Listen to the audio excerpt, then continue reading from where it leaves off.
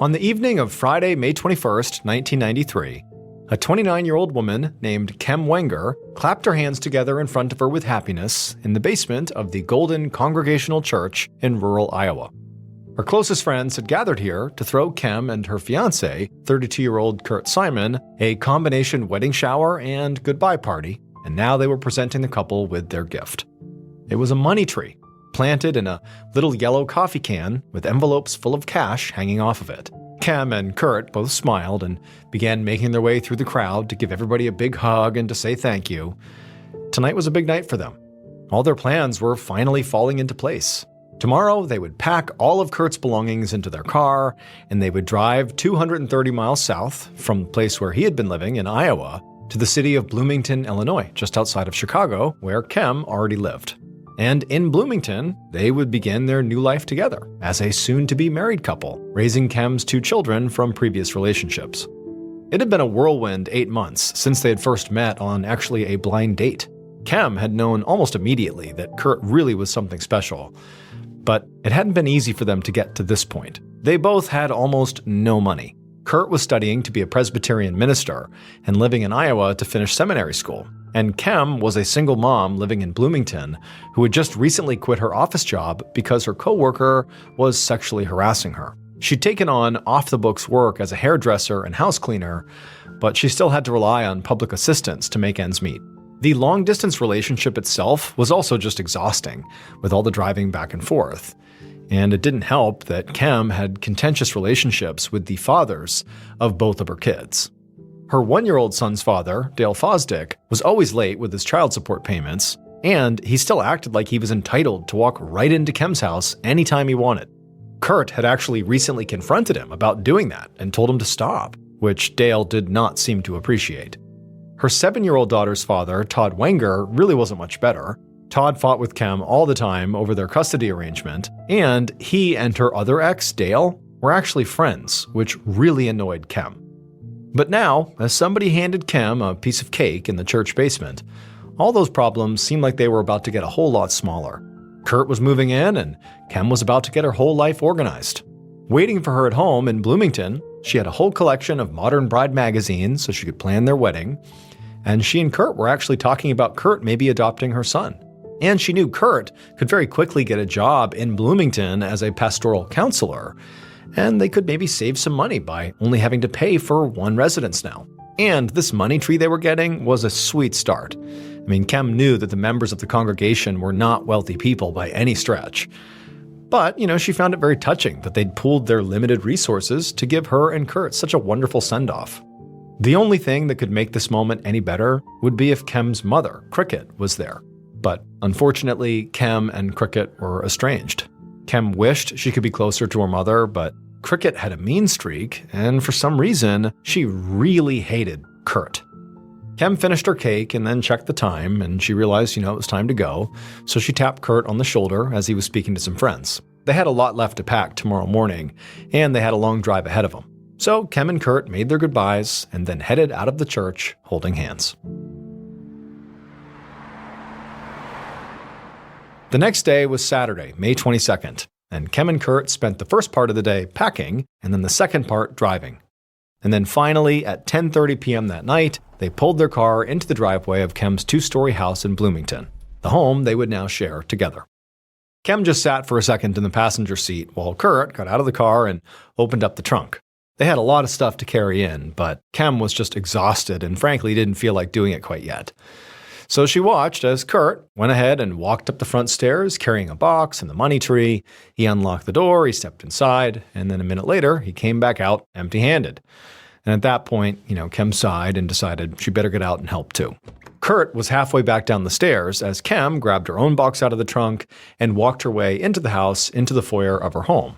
She put her box down and was about to go back outside and do another trip with Kurt when she paused. There was something she didn't recognize on the floor of the foyer that had not been there when she had left for Iowa. Kurt was outside, facing away from the house, when an intense wave of pressure hit him from behind.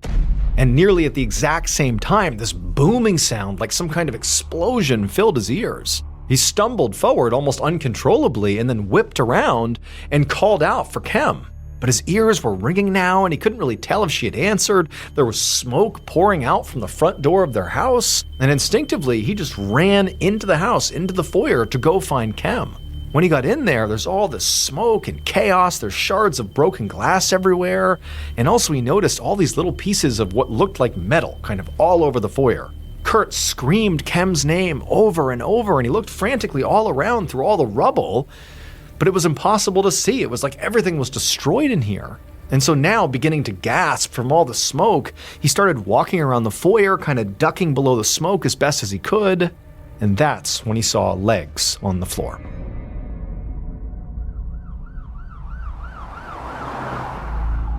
Minutes later, Detective Larry Shepard of the Bloomington Police Department pulled up outside the two-story house in his cruiser, with his partner beside him and another squad car behind them.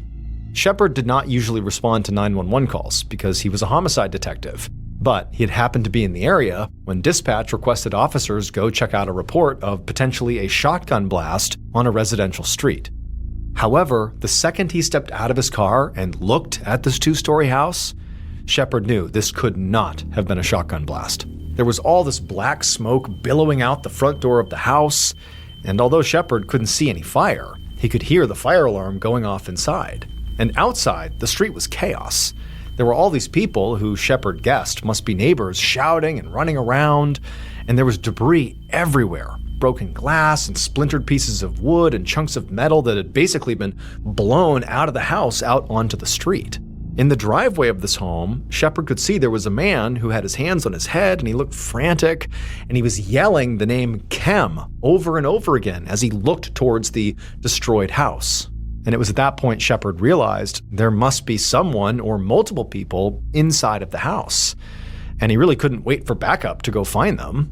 So he and his partner shouted for everyone to stay back, and then they raced up the stairs into the smoke. Once Shepard was inside the front foyer, he could tell there was no active fire, just lots of smoke kind of hanging in the air, and he looked around and he saw there was a 6-inch hole on the wall right near the front door, and there was another hole right in the floor of the foyer. But even though he saw those things pretty quickly, his attention quickly snapped to the body of a woman who was on the ground, and it was immediately clear that there was nothing they could do for her. Literally half of her head was just missing. In his entire career, Shepard had never worked a murder case where the weapon was a bomb. But standing in this blackened, destroyed foyer over the charred body of this woman, Shepard felt sure that that is exactly what he was looking at right now. Around this point, the officers from the other squad car had now come up the stairs and into the house. But Shepard told them to get back, go back outside, because the scene was not safe to process yet. They needed the fire department here, and they needed the bomb squad, because there could be more explosives. Not long afterwards, Shepard and the other officers stood on the front lawn as members of the fire department and the state police bomb squad combed through the scene. By this point, Detective Shepard had learned a bit more about what had happened. The dead woman was Kem Wenger, and the man he had seen screaming in the driveway was Kem's fiancé, Kurt Simon. Neighbors said the pair had arrived around 10:30 p.m., and a couple of the neighbors had actually noticed them before the blast went off when they started unloading their car. These neighbors said that they saw Kurt be the first one to go inside the house, and when he did, he went in carrying a box that he had pulled from the back of the car. And then these neighbors said they saw Kurt come out again, empty-handed, but he went down to the back of the car again, and he appeared to put something in the trunk. And at the same time, Kem had grabbed a box from the car, and she went into the house by herself, and that's when the explosion happened. Shepard was troubled by these accounts. He thought it was suspicious that Kurt had been able to walk into the house without getting hurt, and then just seconds later, Kem goes in and her arrival seems to have triggered the explosion. And so naturally, he wondered if maybe that box Kurt was carrying that he went inside with, maybe that was the bomb, and he planted it. And then when he left, she goes in and it obviously goes off. And then also he wondered, what had Kurt put back into his car after he came out again? What did he put into the trunk? But even more suspicious than any of that was what a preliminary sweep of Kem's home had turned up in the basement. And that was wires, gunpowder, and fuses. Shepard did not need to be a bomb expert to know that these could be components of a bomb. and that whoever killed Kem must have built the bomb right there in her basement, which naturally made Kurt Simon the number one suspect. So Shepard told a crime scene tech to process Kurt's vehicle and pay extra attention to the trunk. Then the detective walked over to Kurt himself. And Kurt was rocking back and forth, and he was crying, and he was still just saying Kem over and over and over again. Shepard asked Kurt if he could tell him, what had happened here. And Kurt looked at him with this vacant and shocked expression.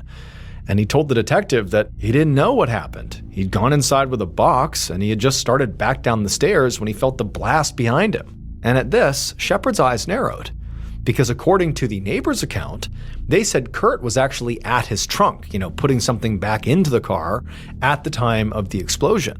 But Kurt was now claiming that he had actually only just exited the house, basically was on the stairs as the blast happened. Now, this discrepancy could just be a result of confusion, or Kurt could be lying to cover up whatever he may or may not have done. But independent of whatever this was, Shepard just told Kurt that right now he was going down to the station for questioning.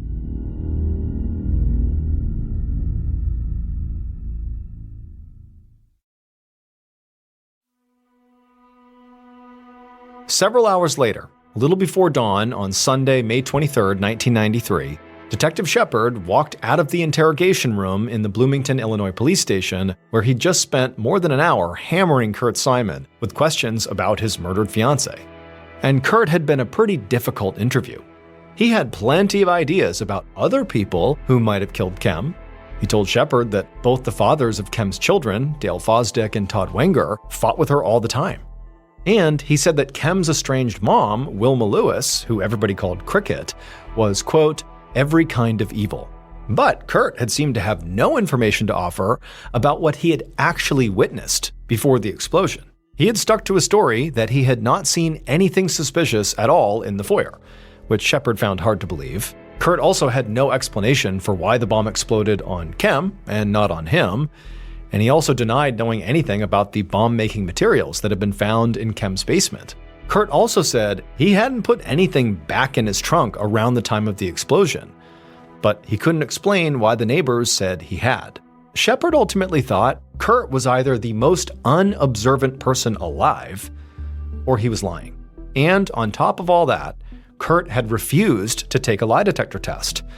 However, Shepard still had to let him go home. The detective just didn't have anywhere near enough evidence to arrest Kurt, at least not yet.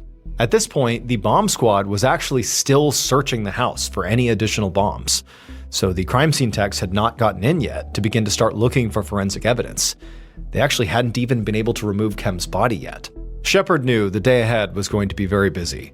Other members of his team had spent the entire night canvassing the neighborhood and notifying and questioning Kem's family members, and now Shepard was sure there was going to be quite a few interrogations for him to conduct.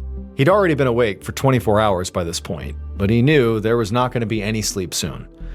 So he walked to the office coffee pot and poured himself a cup of coffee and stood there drinking it and thinking about how he was going to nail Kurt Simon for murder. Meanwhile, the bombing itself was making huge news all across Illinois. By about 9 a.m. on Sunday morning, so less than 12 hours after the explosion, there were all these reporters milling around the front entrance of the police station, and some were even going in and out of the lobby, trying to talk to people and get any information. And Detective Shepard knew this story was only going to get bigger, because the Illinois State Bomb Squad had just called in the Federal Bureau of Alcohol, Tobacco, and Firearms, or ATF, to help them process the scene. And all that meant there was going to be an enormous amount of pressure on Shepard, who was leading the investigation. And this pressure was especially stressful this morning because the case he'd thought he'd had against Kem's fiancé, Kurt Simon, was starting to fall apart. In all their interviews with Kem's friends, everyone had said Kem and Kurt had a good relationship and were excited to start their life together. The crime scene unit had searched Kurt's car, where neighbors claimed they had seen him place something in the trunk right after the explosion or manipulate something back there, maybe a detonator. But the crime scene techs had found nothing suspicious at all back there. Shepard's partner had checked out Kurt's story that he had spent the entire week previous to the explosion in Iowa, where he lived, and he was moving here to Bloomington to live with Kem. And they had found out that that story was true. He really had been in Iowa. And so this made Shepard's theory that Kurt had assembled the bomb in Kem's basement a lot less likely, since Kem was home all week and Kurt wasn't there. Plus, Kem's babysitter had given police 2 additional pieces of information that really widened the suspect pool. First, she said that the spare key to Kem's house had recently gone missing. And the second thing was, because the spare key was gone, Kem had gotten locked out at some point and had to cut a hole in the screen in the back door to get inside. And so this meant that basically anybody could have gotten inside of Kem's house to build the bomb if they just went in through the back door, or if they, had the key, if they stole the key. So Shepard's suspect list effectively had gone from Kurt to all of Bloomington.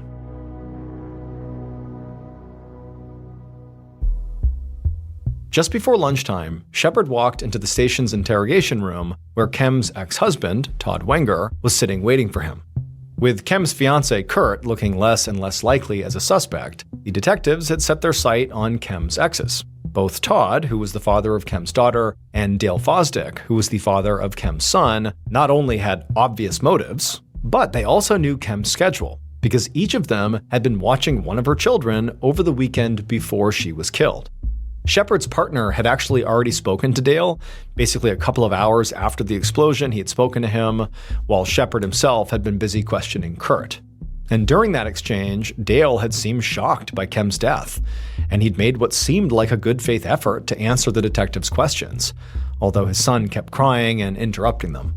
Dale did admit to having some tension with Kem, but he also had an alibi. He'd been with family in the morning and doing yard work in full view of his neighbors in the afternoon and the evening.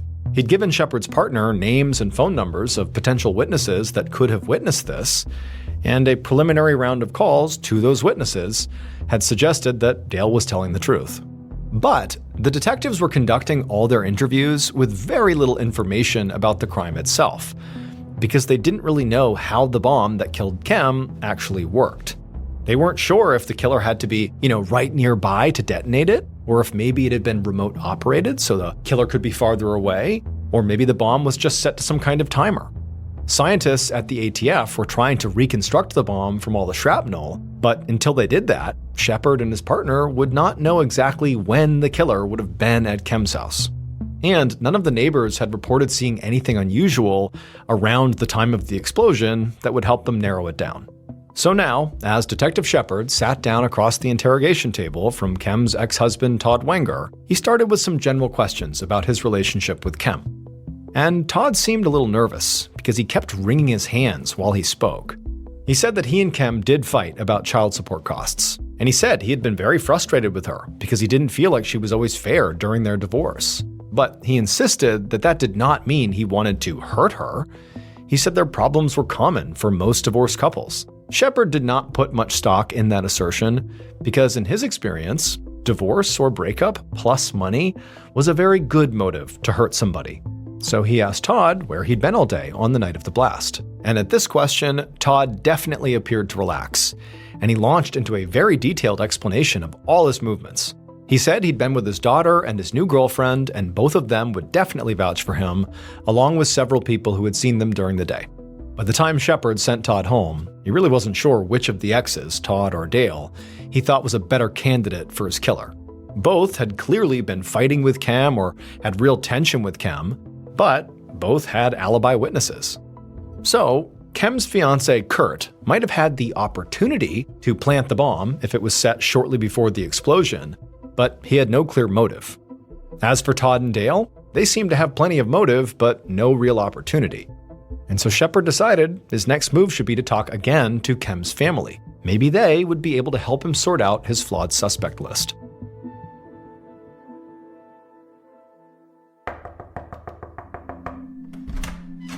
On Sunday evening, so almost 24 hours after the explosion, Detective Shepard knocked on the door of the home where Kem's sister, Joni, lived.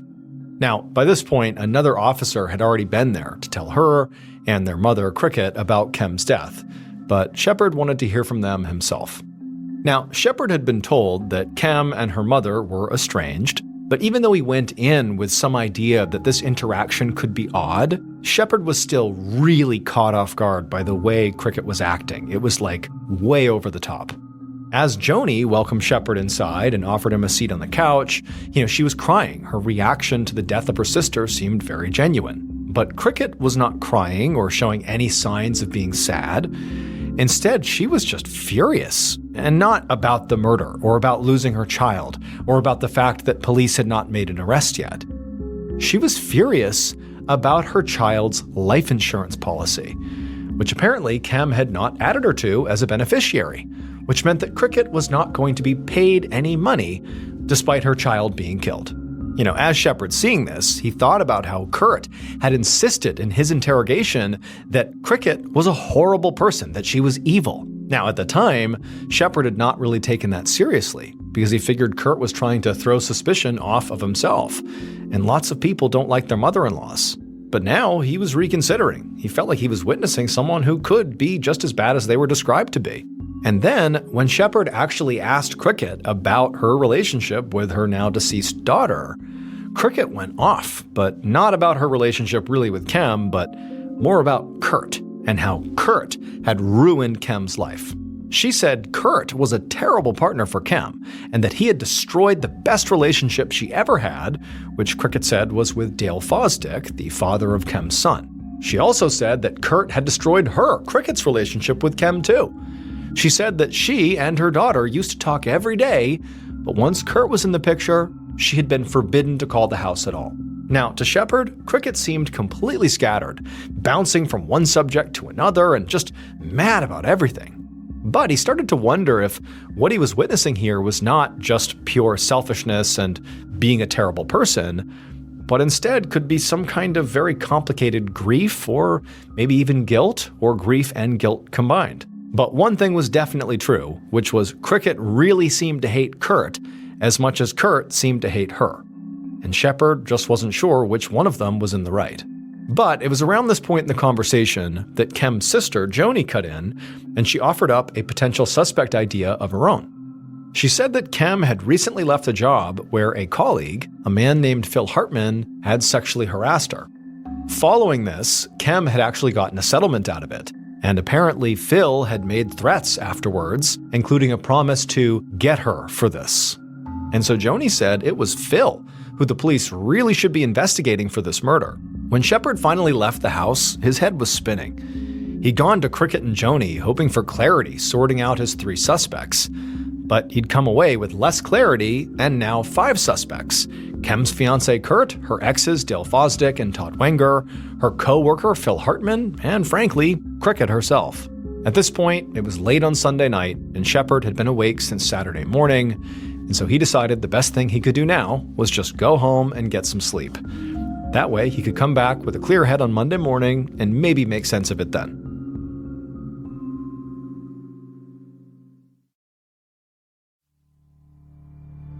On the afternoon of Monday, May 24th, so almost 2 days after the bombing that killed Kem Wenger, Detective Larry Shepard walked through the front door of Kem's house, feeling cautiously optimistic. On the night the bomb went off, the police had to evacuate so the State Bomb Squad and the ATF could make sure there were no additional explosives. But finally, the night before, the scene had officially been cleared, which meant Shepard could now enter the house and actually look around for himself. Inside the house, he could see that the foyer was still in complete disarray, although Kem's body by this point had been removed and autopsied. There were also now all these little flags and markers all over the place, pointing out how she'd been positioned on the floor and where various bomb fragments and other evidence had been collected.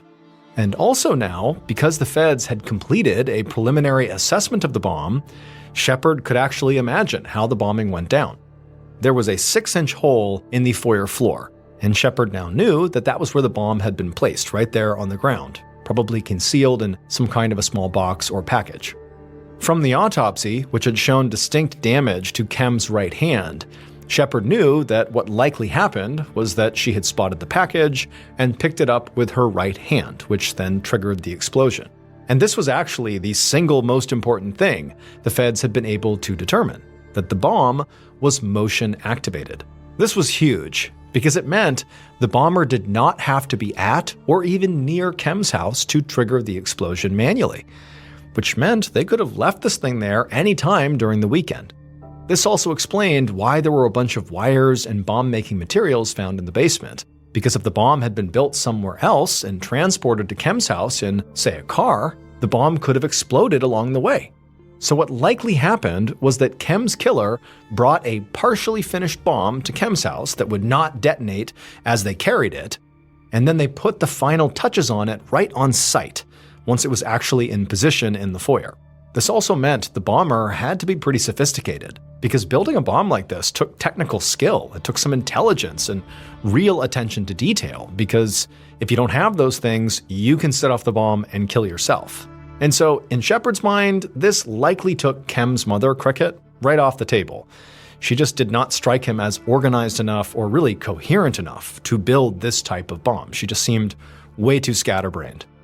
Kem's exes, Dale Fosdick and Todd Wenger, both worked with machines for a living, so they were definitely still in. And her fiancé Kurt was highly educated, so he was still in.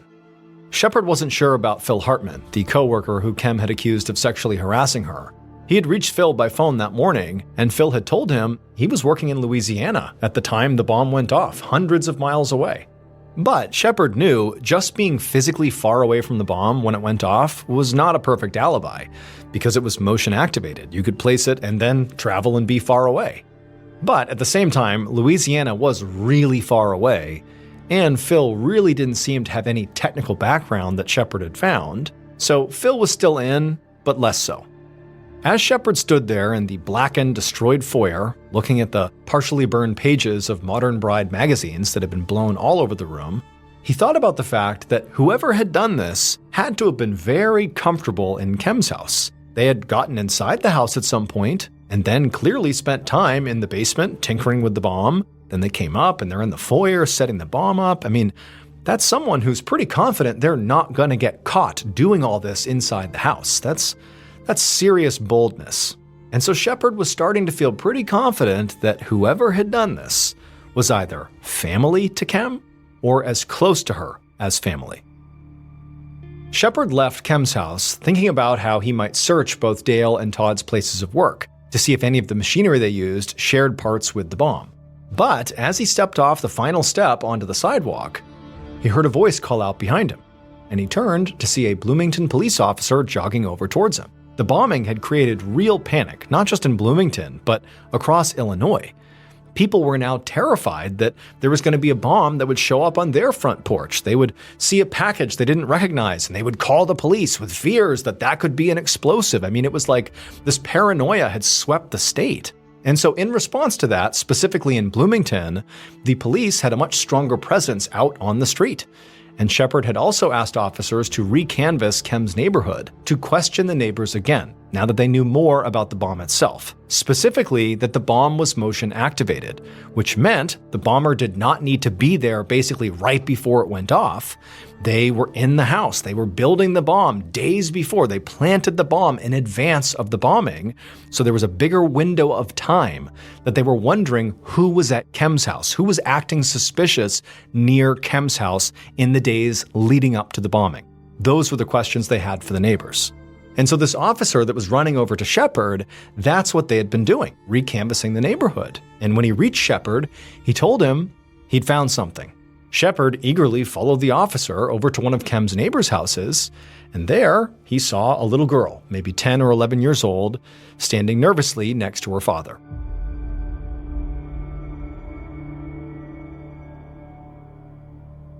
And based on what this little girl would say, along with evidence collected by the Bloomington Police Department and the ATF, this is a reconstruction of what authorities believe happened to Kem Wenger on May 22, 1993.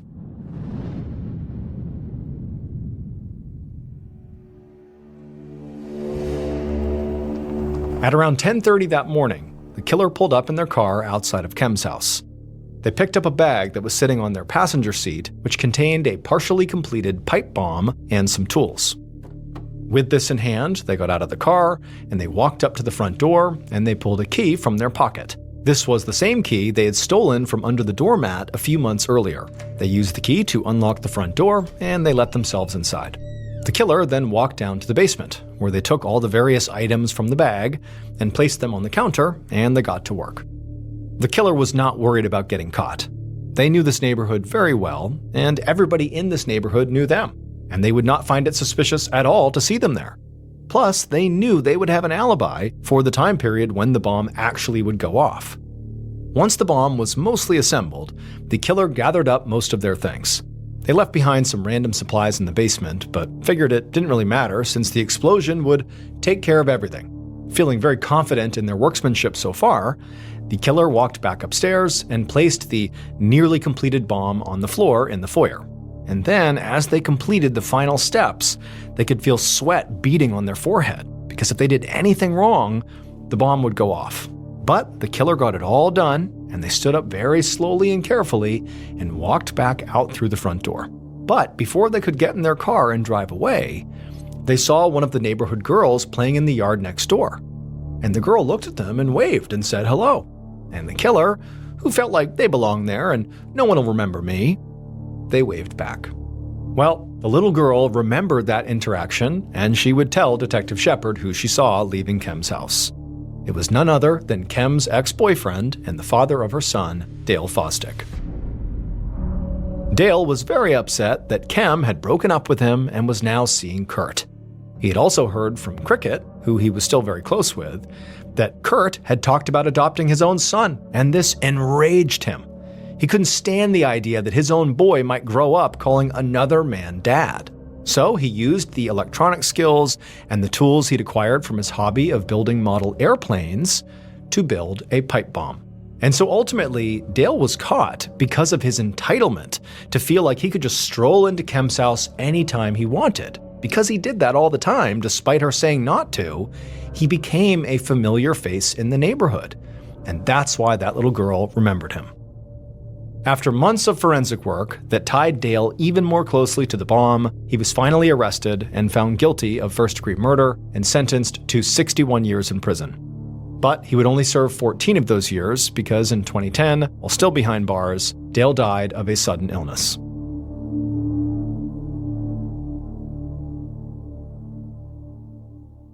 It was February of 1984, and 25-year-old Terry Brooks had just landed her perfect job. As the young woman with bright blue eyes and shoulder-length blonde hair backed her car out of her parents' driveway and headed west towards the Oxford Valley Mall, she glanced at her watch. Terry had always made a point of being on time, but as the brand new assistant manager of a busy and popular fast food restaurant, she now made a point of arriving a little bit early. Not so early that she got underfoot of the waitstaff or appeared to be that overeager manager who was looking over everybody's shoulders at how they were doing their jobs. But Terry had only been assigned to this Roy Rogers restaurant in Bucks County, Pennsylvania 1 week before, and so she wanted to make sure that she set a positive example as a capable, reliable manager who was friendly, but also very professional. As Terry drove the 13 miles from her parents' neat house in the quiet suburb of Warminster to the busy intersection of Route 1 and Oxford Valley Road in Fairless Hills, she hardly noticed the unusually warm weather, even though it was a surprising and welcome change from eastern Pennsylvania's typical chilly winter afternoons. In fact, Terry's life recently had been so busy and so full of changes and plans that the only remarkable thing about her commute to work was that it offered her a rare 30 minutes of quiet where she could try to organize her thoughts and prepare herself for the 10-hour shift ahead of her. It wasn't the actual work that Terry worried about. She already knew from past experience a lot about what went on inside of a restaurant. Ever since high school and right through the summers that she had spent home from college, Terry had done what most of her friends had also done, gotten summer jobs and part-time jobs as servers at local eateries. But once Terry had graduated from the University of Maryland almost 4 years ago with a degree in personnel management, she had decided to parlay that real-life work experience into a corporate job that would be a step closer to a professional career in the food service industry or in human resources. So, about 7 months earlier, back in July of 1983, Terry had left her longtime job as manager at a local Italian restaurant called Cucci's in her hometown of Warminster and taken a job with Roy Rogers, a chain of fast food restaurants that was owned by the Marriott Corporation, one of the country's giants in the hospitality industry. even though the move meant that Terry would be taking an initial pay cut and that she would start with the Roy Rogers team not as a manager but as an assistant manager. Terry did not for a minute second-guess her decision to leave Coochie's. Because for Terry, taking charge of her life was something that came naturally. When her parents divorced back when Terry was in the 8th grade, the 4 Brooks children had gone to live with their father, George Brooks. Older than her 2 younger sisters and their youngest brother, Terry had immediately taken on more responsibility for her siblings. And even after her father had remarried, Terry was known to her family and friends for her dependability and her unwavering sense of purpose. As Terry's good friend, Cindy Bradney, who was a bartender at Coochie's restaurant, put it, Terry was one of the few people in their circle of friends in Warminster who had gone to college and who had come back home with a plan for going on to bigger and better things.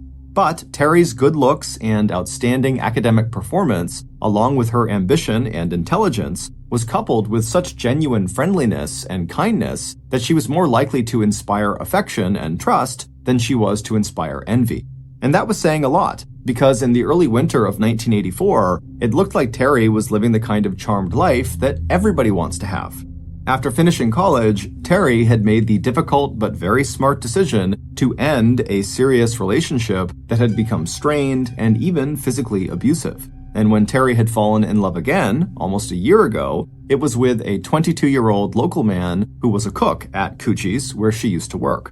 Unlike Terry or her ex-boyfriend, Albert Scott Keefe, who went by his middle name, Scott, had not gone to college. But he was a hard worker, and he appreciated that combination of warmth and competence that made Terry really stand out from the crowd. Turning her attention away from the road just for a moment, Terry glanced down at the engagement ring on her left hand. She and Scott had known within weeks of meeting each other at Coochie's that their mutual attraction would lead to more than just a casual workplace romance. And sure enough, 3 months later, Scott had asked Terry to marry him, and with a radiant smile, Terry had said yes. Since then, the couple had been busy working and saving money for their upcoming wedding, which was planned for July 14th. With Scott living at his mom's house just 3 miles from where Terry was living with her parents, the two of them had just decided the week before that they could afford to put money down on a 10-day honeymoon to Hawaii. The moment the two of them had walked into the travel agency in nearby Doylestown, Pennsylvania 3 days ago, it had been both exciting and nerve-wracking. For Terry, the sight of the brochures that described Hawaii's sandy beaches, rugged coastlines, waterfalls, rainforests, and volcanoes suddenly made both the honeymoon and the wedding seem not only very real, but also very close. As Terry passed by the shops and strip malls and slices of farmland and cornfields that stretched out along either side of Route 132 East, she suddenly felt overwhelmed. There was so much to do and plan over the next 5.5 weeks, starting with the shopping trip she and her stepmother would make tomorrow to see if they could find a wedding gown for Terry. For Scott, Terry's career change also meant a few adjustments. Mostly that Terry's new job with Roy Rogers meant that they would no longer see each other every day at Coochie's, where they both used to work. But Terry and her family had appreciated the effort Scott made to check in on her now that she was working the night shift at a restaurant much further away from her home in Warminster. Although the Fairless Hills Roy Rogers was not located in a high-crime area, the clientele and overall vibe of the restaurant were very different from that of Coochie's. Instead of a local customer base and quiet location, Terry's Roy Rogers was stationed right at the intersection of 2 heavily used major roadways. By design, the fast food restaurant, with its Western theme and signature roast beef sandwiches, was a brightly lit, glass-sided cube of warmth and invitation that was intended to entice an endless stream of hungry travelers, many of whom would never return. But so far, any trouble that Terry had experienced at work had not come from customers. Instead, it had come from Roy Rogers' staff. 2 months earlier, while training at a different Roy Rogers, Terry had had a very nasty confrontation with an employee who outright refused to follow a simple order she had given him. Instead, Steve Daly blew up at her, called her terrible names, and became physically aggressive. Management had immediately fired this guy, but for a while, he still came back to the restaurant as a customer and sat glowering at Terry and her staff from one of the tables. More recently, at the Roy Rogers in Fairless Hills, her Roy Rogers, as she liked to remind herself, there had been an issue with one of the cash registers coming up $40 short at the end of a shift. Terry had had her suspicions about an employee named Barb who worked at her location, but soon after Terry had confronted her staff, the missing money had turned up, returned to the safe in an unmarked envelope. So it was probably no wonder, Terry thought to herself as she approached the intersection of North Oxford Road and US Route 1, that Scott was concerned about her safety and often came to sit in the restaurant after closing to make sure she and any other late-night staff were not left there alone. Seeing the Roy Rogers sign in the distance, Terry reminded herself to call Scott later that evening and tell him that she'd be later than usual that night since she had to catch up on some important paperwork. As Terry turned on her car blinker and prepared to enter the Roy Rogers parking lot, she also made a mental note to let Scott know that she'd be fine. There was no need for him to come by and sit with her. It was Friday, February 3rd, and Terry knew Scott had an early shift the next morning, and there would be 2 teenagers staying there with her in the restaurant cleaning until about 1:30 a.m. So Scott didn't need to worry. Terry would not be alone. A minute later, and Terry had parked the car and turned off the engine. As she gathered her brown purse and slipped her car keys into the pocket of her light purple jacket, she glanced at herself in the rearview mirror. Straightening the collar of her Roy Rogers maroon dress shirt, Terry felt a thrill of accomplishment and hope. She'd only been working for the Marriott Corporation less than a year, but already Terry had learned so much about running a business and being a supervisor. And even the recent challenges had given her a chance to apply some of what she had learned in college about personnel management. And those conflicts had also been good practice on how to stand up for herself and be authoritative when it came to expressing expectations and consequences. A few minutes later, her blonde hair glowing under the light spilling out of the big glass windows of the wood-framed restaurant, Terry stepped up to the outer door leading into her Roy Rogers. At 6:45 a.m. the next morning, Saturday, February 4th, 1984, Scott was passing by Terry's parents' house on his way to work when he noticed that Terry's car was not parked in its usual spot in the Brooks' driveway. Puzzled, Scott slowed down. At 10 p.m. the night before, Terry had called him to say she'd be working late. Terry had been very busy, so their conversation was short, but Scott was sure he remembered every word correctly. "Honey, don't worry about me," Terry had told him. "I have some paperwork to finish tonight, but there are 2 other people that will be here with me." Coming to a sudden decision, Scott pulled his truck up to the curb. Despite the early hour, he decided to check in with Terry's parents just to make sure Terry had made it home okay the night before. Hopping out of his truck and heading for the front door of the house, Scott glanced at his watch. He was probably worrying for no reason, and he'd be back on the road in just a minute. And besides, even with the unplanned stop he was making, he'd still have enough time before his shift even started to enjoy a cigarette and a cup of coffee once he arrived at work. But a few minutes later, Scott was sitting down inside the Brooks kitchen, staring at Terry's parents with a stunned look on his face. Both Elizabeth and George Brooks had just checked Terry's bedroom and found that it was empty. The bed was made, and there was no sign anywhere in the house of their oldest daughter. As Terry's 51-year-old father stepped to the kitchen phone and dialed the number of the Fairless Hills Roy Rogers restaurant 30 minutes away, Scott pushed himself slowly to his feet, and he and Terry's mother, Elizabeth, leaned forward, straining to hear the voice on the other end of the line. The call was answered by a police officer. 1 hour earlier, at about 6 a.m., the manager of the Fairless Hills Roy Rogers had arrived, as he always did on Saturday mornings, to open up the restaurant and get things ready for the breakfast shift. It wasn't until Joseph Hampton reached the front door and found it unlocked that he had the first inkling that something might be wrong. There was a second inner door to the restaurant that stayed open during business hours, but locked automatically when staff closed it behind them and left for the night.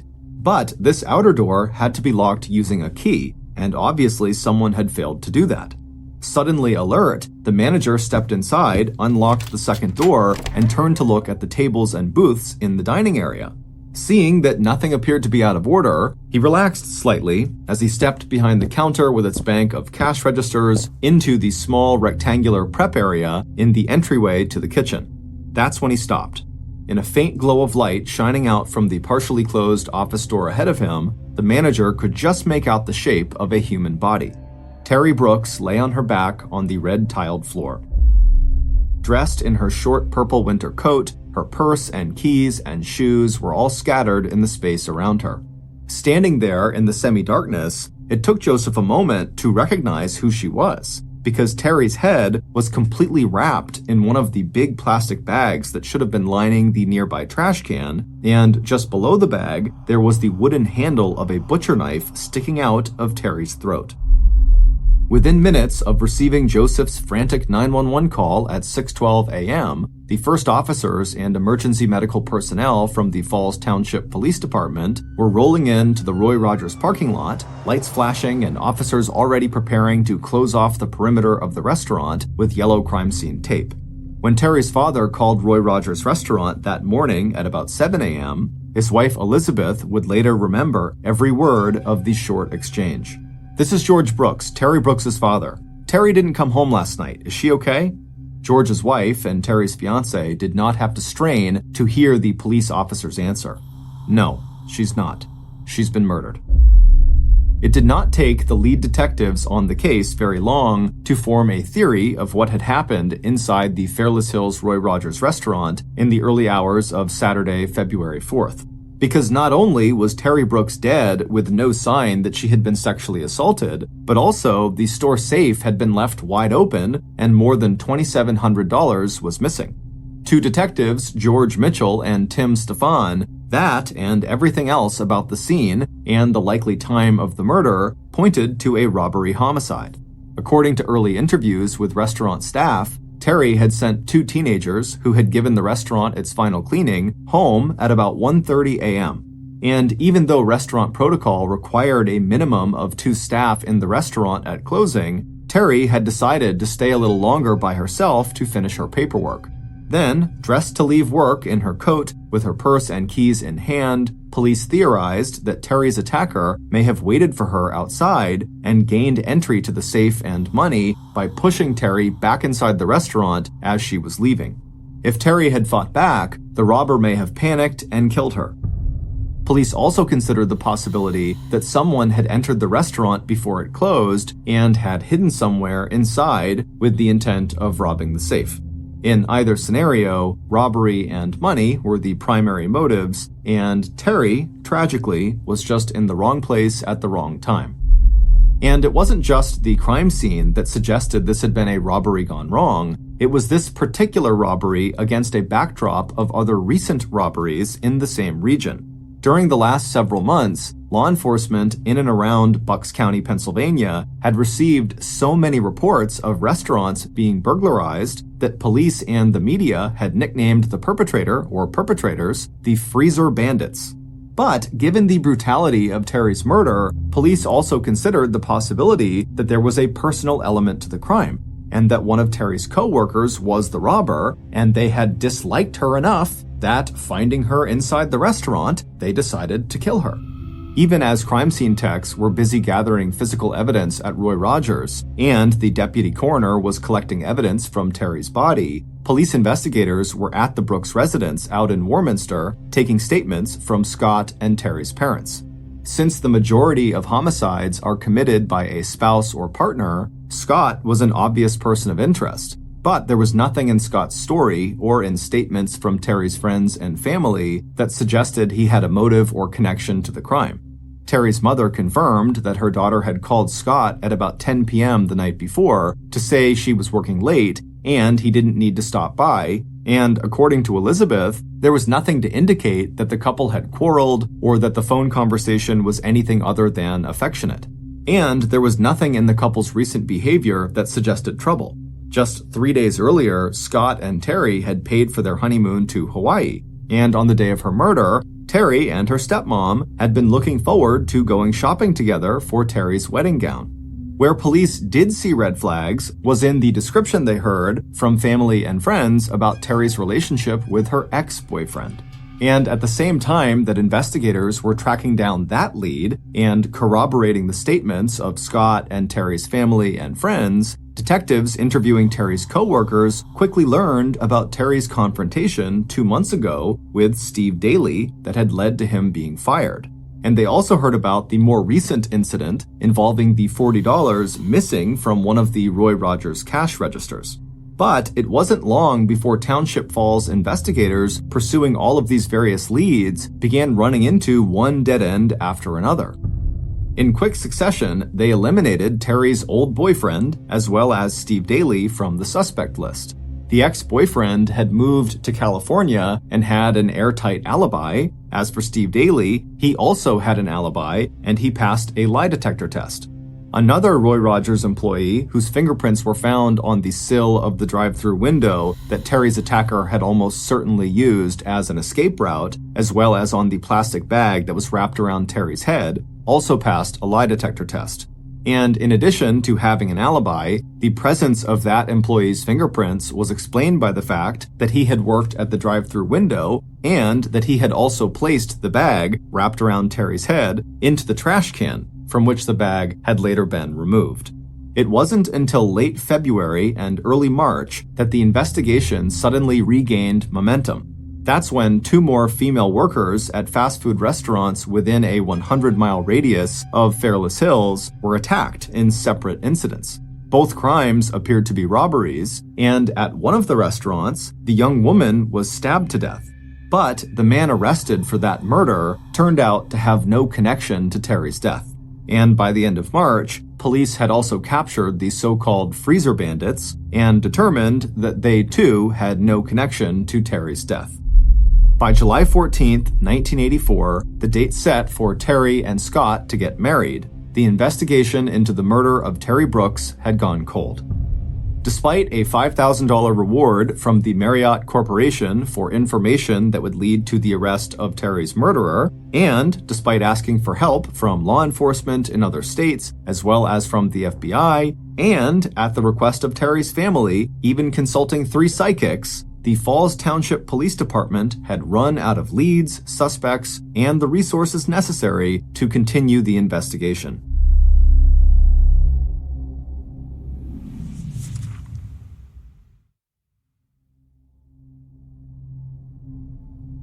Over the next 10 years, Terry's family suffered. George Brooks's hair turned white, his cheeks lost their fullness, and his smile, so like his daughter Terry's, rarely appeared on his face. George had bought Scott a new suit to wear to Terry's funeral, which was held on February 8, 1984, when there was still so many leads in the investigation into Terry's murder that police were practically working around the clock. But after that service, as the investigation stalled, the Brooks family lost touch with Scott. And a decade later, Scott would eventually marry and go on to have a child. With Terry's 3 siblings to take care of, George and Elizabeth Brooks also did their best to move forward. But they never stopped checking in with investigators to see if there was any new information about their daughter's murder. Finally, in 1990, the Brooks hired a lawyer to file a wrongful death lawsuit against the Marriott Corporation. This kind of lawsuit seeks compensation for the emotional loss of a victim's family or survivors, like lost companionship. And these kinds of lawsuits are also very hard to win.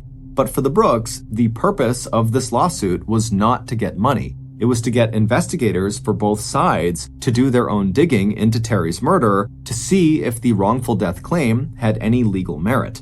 In 1990, investigators for the Brooks attorney handed their report over to local law enforcement, and at some point, that report was added to the stack of documents marked Terry Brooks that sat gathering dust in the Township Falls Police Storage Unit. But on May 22, 1998, 14 years after Terry's body had been discovered on the floor in the Fairless Hills Roy Rogers restaurant, the investigation into her murder was back in the media spotlight. The day before, on the 3rd Thursday of the month, 82 well-dressed men and women could all be seen climbing the stone steps of a large Victorian brownstone located in the heart of downtown Philadelphia, Pennsylvania. Each person entering the Old City Tavern wore a distinctive red, white, and blue rosette pinned to their chest. and each one was a member of a very select group of crime investigators who were well known in law enforcement circles, but unknown to the general public. This was a regular meeting of the VDUC Society, a unique crime-fighting organization co-founded 8 years earlier by 3 nationally recognized forensic investigators. Named after Eugene Vidocq, a French detective who is considered the father of modern crime investigation, its members select and review cold cases brought to them by law enforcement agencies, offering fresh perspectives that might help kickstart a stalled investigation. On the agenda for that cool and cloudy Thursday afternoon was a 1-hour slideshow by Falls Township Police Sergeant Wynn Cloud that would present all the evidence police had gathered during their failed 1984 investigation into the death of 25-year-old Terry Brooks. Sergeant Cloud had recently been promoted by the township's new police chief to head up the department's detective division.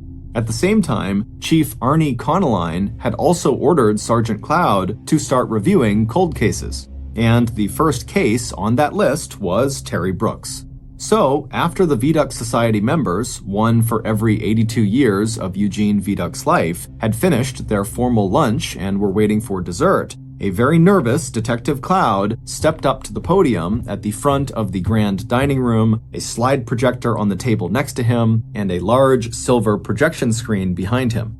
And over the next 60 minutes, VDUC Society investigators saw images of the 90 pieces of physical evidence and pictures that had been collected from the Fairless Hills Roy Rogers, where Terry had been killed. The slides included fingerprints, Terry's bloodied purple jacket, the butcher knife sticking out of her throat, the contents of her purse scattered across the floor around her, the defensive wounds on Terry's hands and arms, the drive-through window where the murderer had fled the scene of the crime, and a picture of the blood and tissue, assumed to be that of her attacker, that had been scraped from underneath Terry's fingernails. Back in 1984, when Terry was killed, an examination of that blood and tissue would not have revealed the identity of the killer. But since then, a lot had changed in forensic science. And now, in 1998, if police could find a suspect whose DNA profile matched a DNA analysis of those samples, police would have the breakthrough on this case that they needed. But first, they needed to find that suspect. When the presentation was over, members of the VDUC Society had harsh words for the original team that investigated Terry's murder.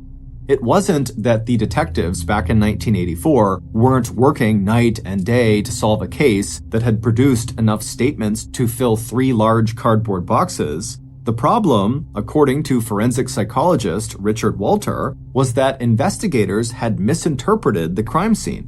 Instead of focusing on the robbery angle, right from the start, detectives should have been focusing on the extreme violence of the murder itself.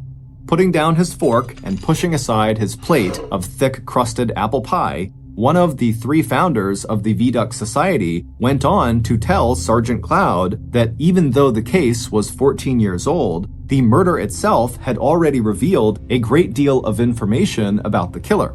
But police would need to begin the whole investigation over from scratch, starting with a DNA analysis of the tissue sample collected from under Terry's fingernails. And then Dr. Walters told police the 2 key questions that would lead them to discover the identity of Terry's murderer. Over the next 4 months, 32-year-old Falls Township detective Nelson Whitney took the lead on the new investigation into the Terry Brooks homicide, ordering a complete DNA analysis of blood, hair, and tissue samples found at the crime scene. Then, with the help of the VDUC Society and a profile of the killer developed by Richard Walter, investigators re-interviewed Terry's parents, former co-workers, and friends of Terry who had not been interviewed during the first investigation. Investigators also combed through the funeral register that listed the names of people who had attended Terry's memorial service back on February 8, 1984, trying to track down the phone numbers and addresses of possible witnesses or suspects. And then, buried in the old files, Detective Whitney discovered the report that had been done 8 years earlier by the investigators who had been hired to look into the wrongful death lawsuit Terry's parents had filed back in 1990. That report, along with an interview with Terry's friend, Sidney Bradney, the bartender at Coochie's restaurant where Terry and she had worked before Terry took the job at Roy Rogers, eventually led investigators to the suspect they'd been looking for. The challenge now was how to link this person to the crime and get a written confession. 1 month later, early one morning in October of 1998, Detective Nelson sat in an unmarked police car staking out a modest home that had become as familiar to him as his own house. It was trash day, and Detective Whitney had already seen the residents of this particular house put their bag of trash out at the curb. The detective also knew that the moment they dropped it there by the street, whatever was inside that bag was no longer considered their own private property. Instead, anyone who wanted to rummage around in that trash or take something out of the trash and keep it was legally free to do so. The investigator tensed when he heard the rumble of the garbage collection truck coming down the road behind him. Watching the truck in his rearview mirror, the young detective put his hand on the inside handle of the driver's side car door. And as soon as the garbage truck slowed to a stop and one of the workers hopped down and picked up that bag of trash in front of the house that Detective Whitney had been watching, the detective was out of his car and across the street. By prior arrangement with the garbage collection company, the detective took the bag directly from the gloved hand of the sanitation worker, carried it back to his car, tossed it into the trunk, jumped inside the car, and drove off to the Falls Township Police Station.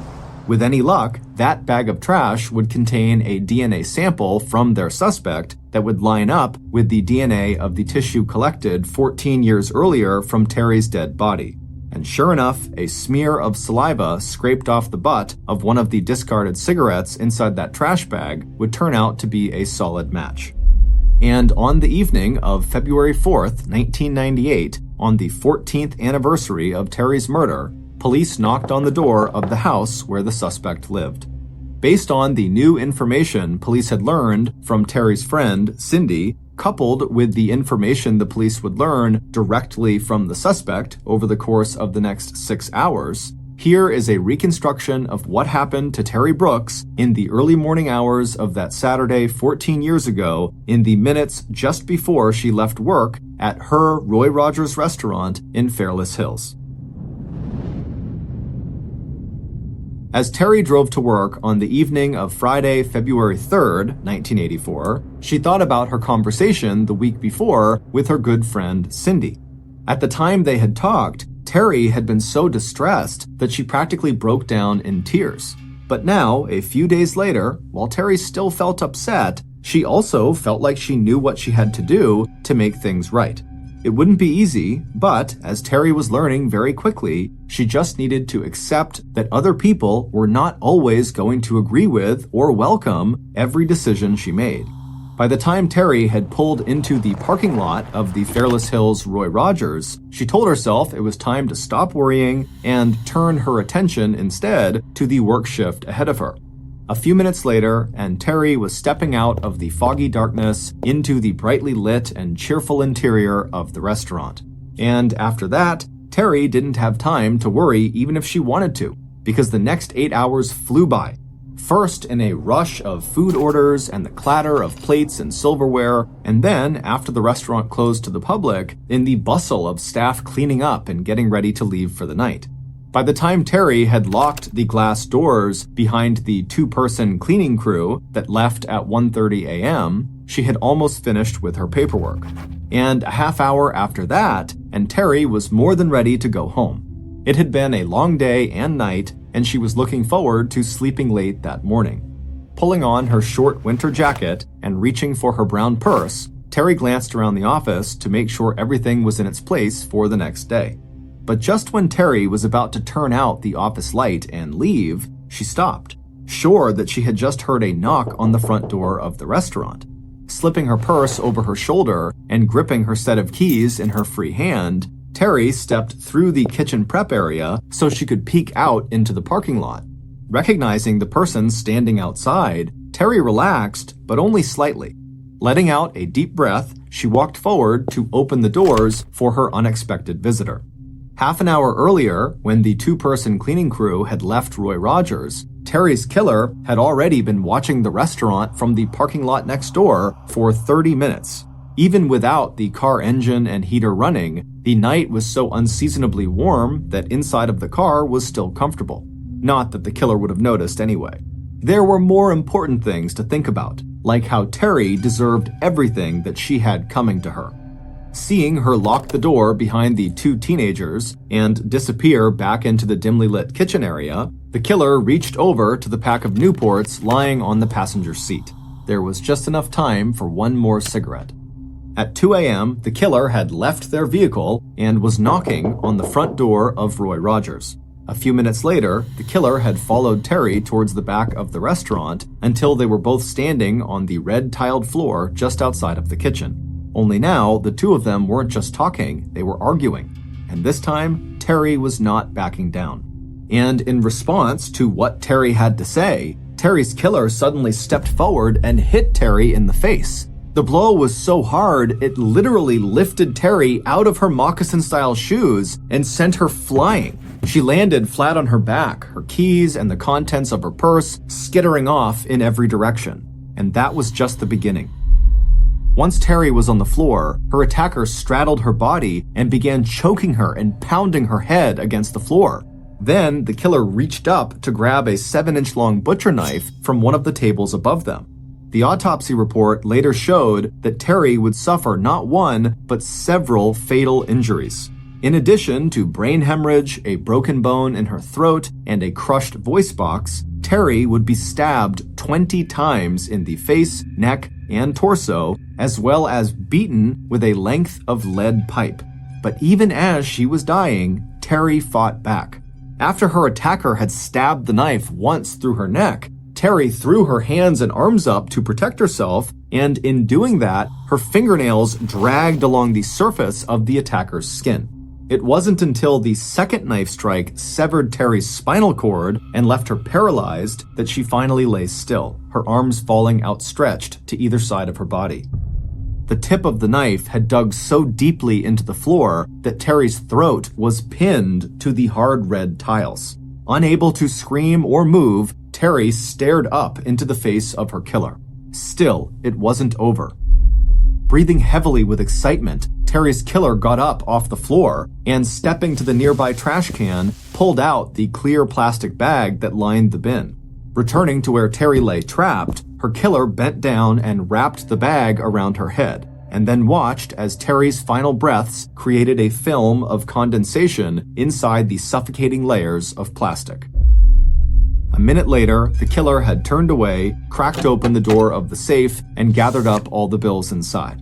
Then, with a last look around, the killer pushed open the drive-through window, climbed over the sill, and dropped down onto the pavement below before running at a crouch back to the adjacent parking lot. There was the sound of a car engine starting, and then the killer was turning out onto Route 1 to head home. 14 years later, these two questions that forensic psychologist Richard Walter asked at the May 21st meeting of the VDUC Society would in fact lead police straight to Terry's killer. The first question was, who would Terry trust and know well enough to let into the restaurant at 2 a.m. the morning she died? And the second question was, who had such intense feelings for Terry that their attack would have been brutal enough to kill her several times over? There was only one answer: Terry's devoted fiancé, Albert Scott Keefe. It would turn out that when police reopened the investigation into Terry's death, Terry's friend, Cindy Bradney, would tell investigators that just the week before Terry was killed, Terry had confided that she was thinking of calling off her July 14th wedding. 8 months into her engagement, Terry had begun to have serious second thoughts about spending her life with Scott. It turned out he had a bad temper, and he was jealous and very possessive of Terry. Terry had begun to feel that the real reason he came to sit with her at Roy Rogers while she closed the restaurant had less to do with concern over her safety and more to do with ungrounded suspicions that she might be seeing other people. Scott also had money problems, and so he was angry when Terry left Coochie's restaurant, where they both worked, for a lower-paying job at Roy Rogers.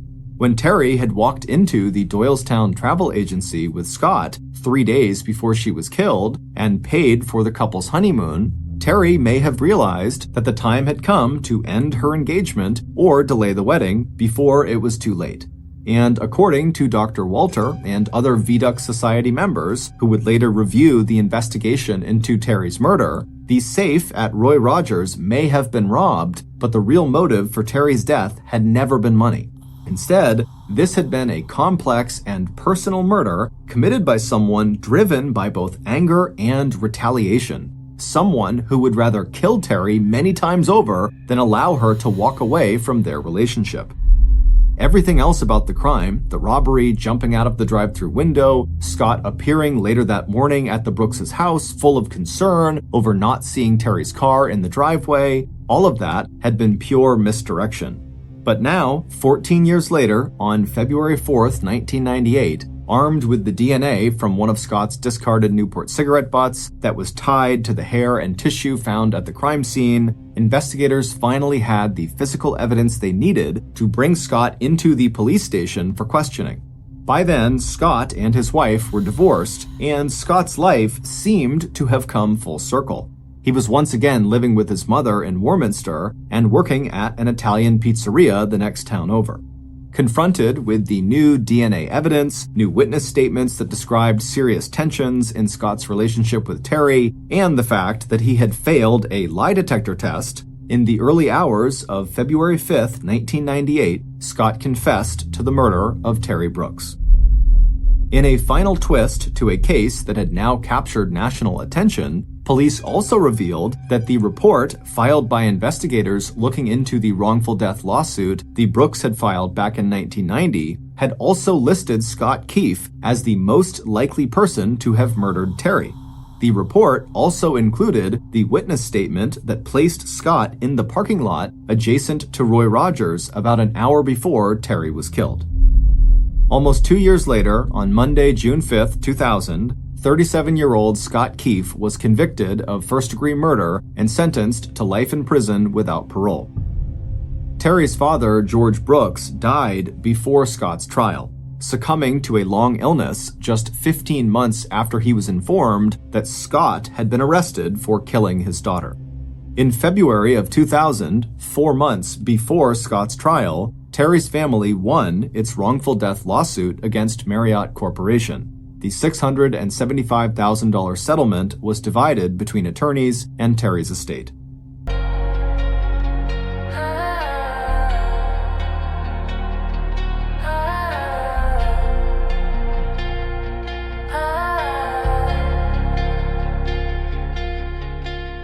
Something pressure heavy, sleep like mine never ready. Dreams folded in my backpack, ran through a whole getting shaky. They said do what you love, but they never paid my phone. So I work all night for a future that don't answer when I call home. Eyes red, heart racing, coffee instead of peace. I don't chase fame or fortune, I just wanna breathe. Deadline dreams, chasing me, running fast but stuck in between.